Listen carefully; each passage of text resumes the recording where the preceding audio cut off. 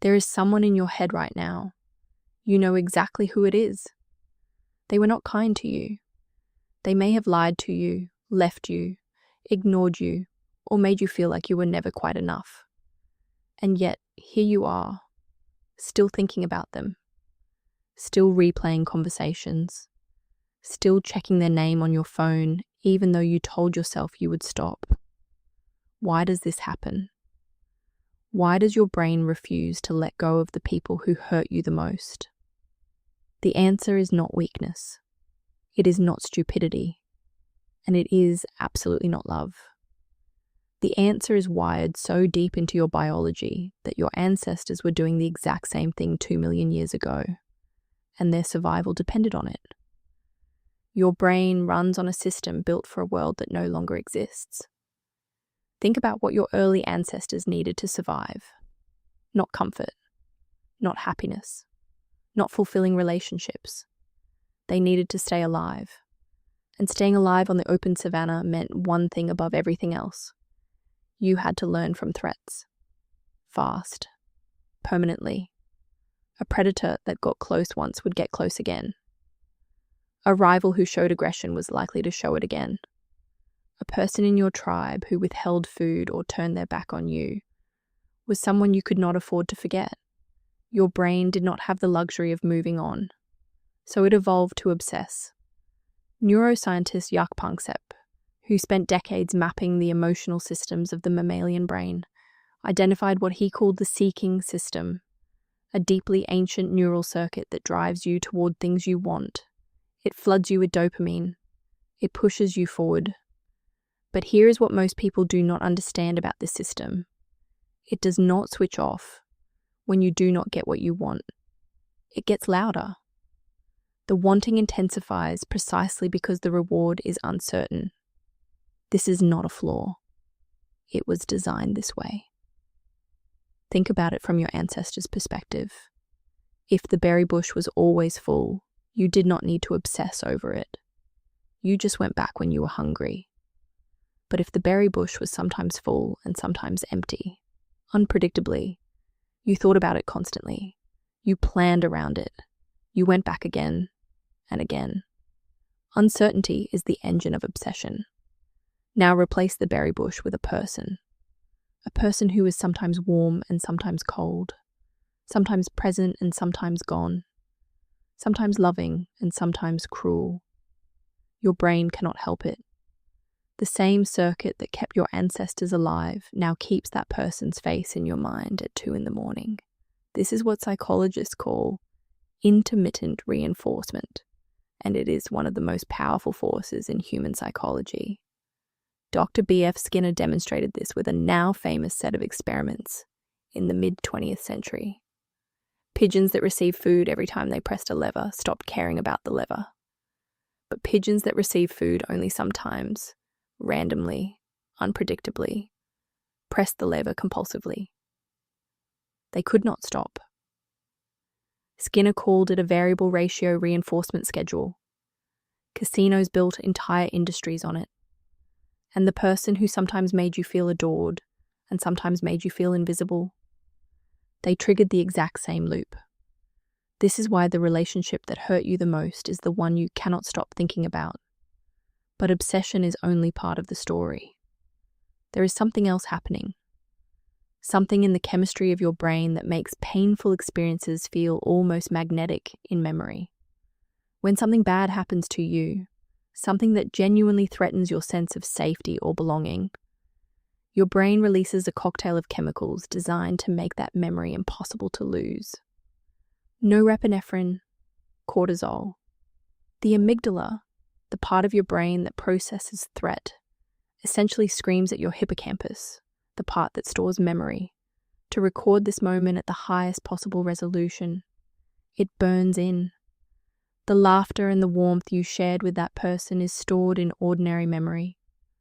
But the moment they said the thing that broke you, the moment they chose someone else, the moment they went cold, that is stored in high definition, attached to a biological alarm system that can be triggered at any moment by a song, a smell, a word.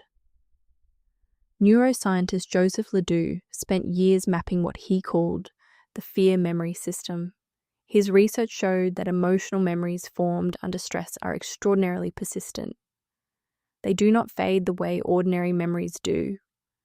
They do not follow normal rules of forgetting. The brain treats them as survival critical information. And that is exactly what your brain does with the person who hurt you. It files them under threat, under unresolved, under do not let this happen again. So you think about them, not because you miss them, not always. Sometimes you are thinking about them because your brain is still trying to solve them, still running the scenario, still asking, what could you have done differently? What did you miss? What will happen if they come back? Your brain is rehearsing. It is trying to protect you.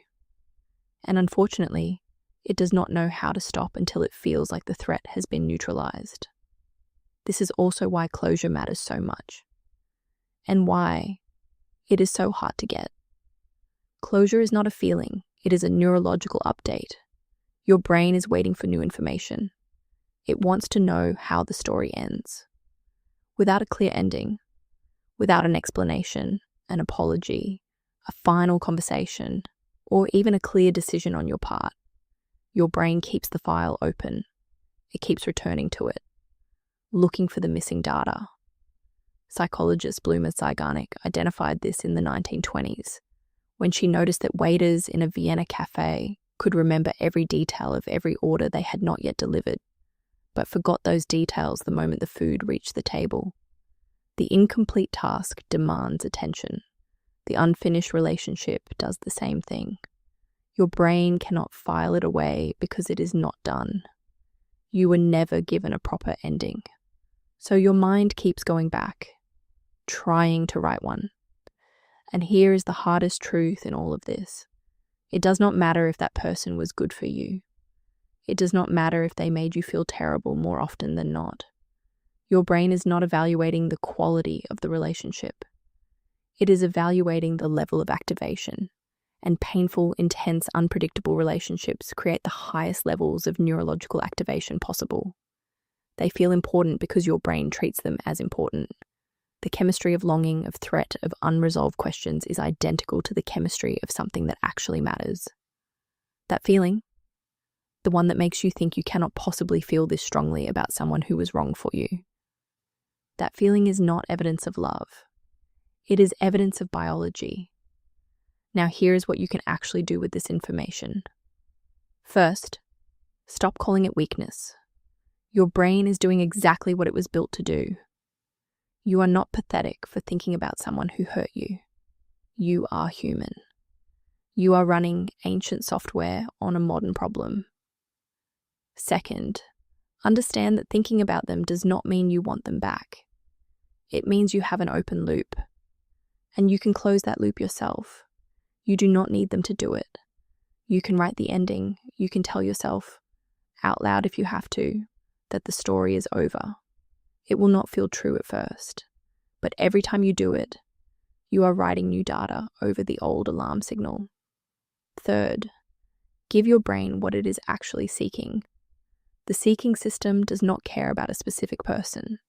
It cares about pursuit, about uncertainty, about the chase towards something meaningful. Give it a new target, a goal, a project, a question you want to answer. Your brain will follow. The person in your head right now, the one who treated you badly, the one you cannot shake. They are not in your head because they were special. They are in your head because your brain is special. Because the same system that obsesses over them once obsessed over survival, over food, over safety, over belonging. Your ancestors could not afford to forget a threat, and neither, your brain has decided, can you. But you are not your ancestors. You can see the code running underneath the feeling, and the moment you can see it, you are already one step outside of it. Tonight, when their name crosses your mind again, and it will, you will know exactly what is happening. Not a sign that you still need them. A sign that you are human. A sign that the very system keeping them in your head once kept your bloodline alive. That is not a curse. That is a strange kind of inheritance.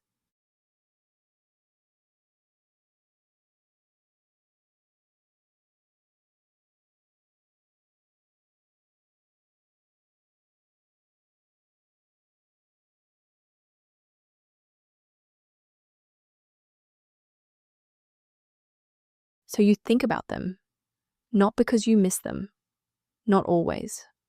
Sometimes you are thinking about them because your brain is still trying to solve them, still running the scenario, still asking, what could you have done differently? What did you miss? What will happen if they come back? Your brain is rehearsing. It is trying to protect you.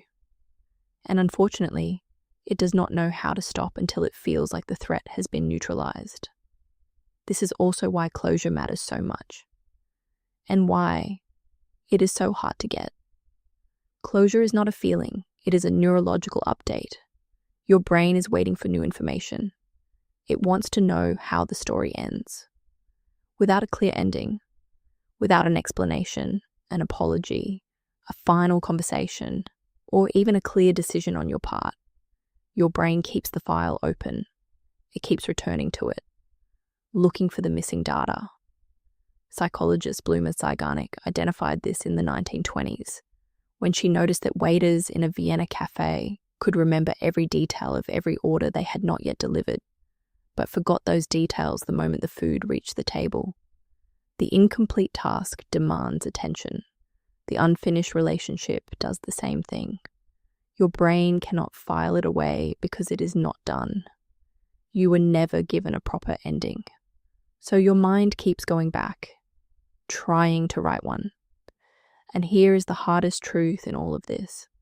It does not matter if that person was good for you. It does not matter if they made you feel terrible more often than not. Your brain is not evaluating the quality of the relationship. It is evaluating the level of activation. And painful, intense, unpredictable relationships create the highest levels of neurological activation possible. They feel important because your brain treats them as important. The chemistry of longing, of threat, of unresolved questions is identical to the chemistry of something that actually matters. That feeling, the one that makes you think you cannot possibly feel this strongly about someone who was wrong for you. That feeling is not evidence of love. It is evidence of biology. Now here is what you can actually do with this information. First, stop calling it weakness. Your brain is doing exactly what it was built to do. You are not pathetic for thinking about someone who hurt you. You are human. You are running ancient software on a modern problem. Second, understand that thinking about them does not mean you want them back. It means you have an open loop, and you can close that loop yourself. You do not need them to do it. You can write the ending. You can tell yourself, out loud if you have to, that the story is over. It will not feel true at first, but every time you do it, you are writing new data over the old alarm signal. Third, give your brain what it is actually seeking. The seeking system does not care about a specific person. It cares about pursuit, about uncertainty, about the chase towards something meaningful. Give it a new target, a goal, a project, a question you want to answer. Your brain will follow. The person in your head right now, the one who treated you badly, the one you cannot shake. They are not in your head because they were special. They are in your head because your brain is special. Because the same system that obsesses over them once obsessed over survival, over food, over safety, over belonging. Your ancestors could not afford to forget a threat, and neither, your brain has decided, can you. But you are not your ancestors. You can see the code running underneath the feeling, and the moment you can see it, you are already one step outside of it. Tonight, when their name crosses your mind again, and it will, you will know exactly what is happening. Not a sign that you still need them. A sign that you are human. A sign that the very system keeping them in your head once kept your bloodline alive. That is not a curse. That is a strange kind of inheritance.